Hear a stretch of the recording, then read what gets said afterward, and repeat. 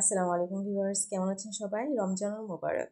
তো এই মাসে সিয়াম সাধনার মাস, পাশাপাশি সারাদিন রোজা রেখে আমরা ইফতারে নানা রকমের খাবার খেয়ে থাকি।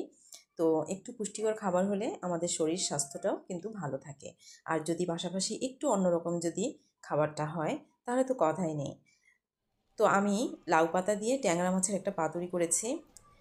এই আইটেমটা আমি প্রথম করলাম, জানি না কেমন হয়েছে, আপনাদের কাছে কেমন লাগবে। তবে আমরা খেয়েছি, খুব ভালোই লেগেছে আলহামদুলিল্লাহ।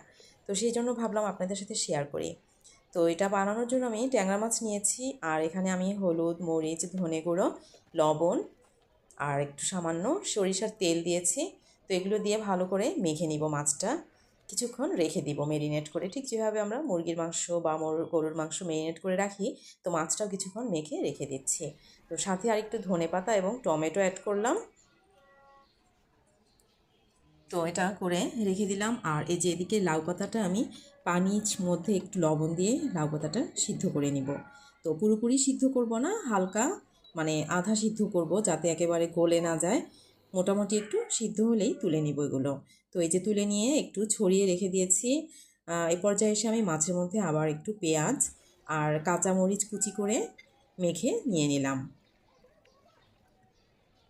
সাধারণত লাউ পাতায় কিন্তু আরও অন্যান্য মাছ দিয়েও আপনারা বানিয়ে নিতে পারেন, বিশেষ করে কাচকি মাছ, চিংড়ি মাছ অথবা ইলিশ মাছ, এগুলো দিয়েও কিন্তু লাউ পাতাটা মানে লাউ পাতার পাতুরিটা করা যায়।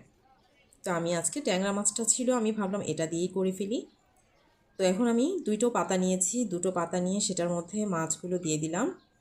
আপনাদের ইচ্ছে 2-3 পিসও আপনারা দিতে পারেন, আমি এখানে 3-4 পিস দিয়েছি।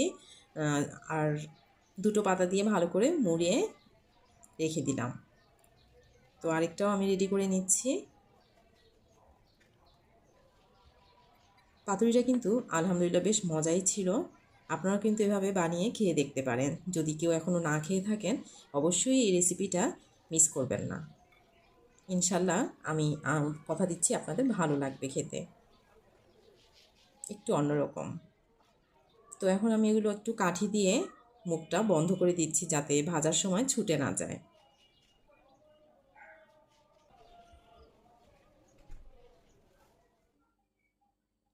কড়াইতে একটু সরিষার তেল দিয়ে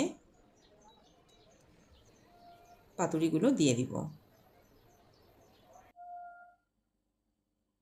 আপনার ইচ্ছা করলে তাওয়ার মধ্যেও দিতে পারেন, তবে জালটা কিন্তু একটু কমিয়ে রাখতে হবে, যাতে ভিতরে মাছটা সুন্দরভাবে সিদ্ধ হয়ে যায়।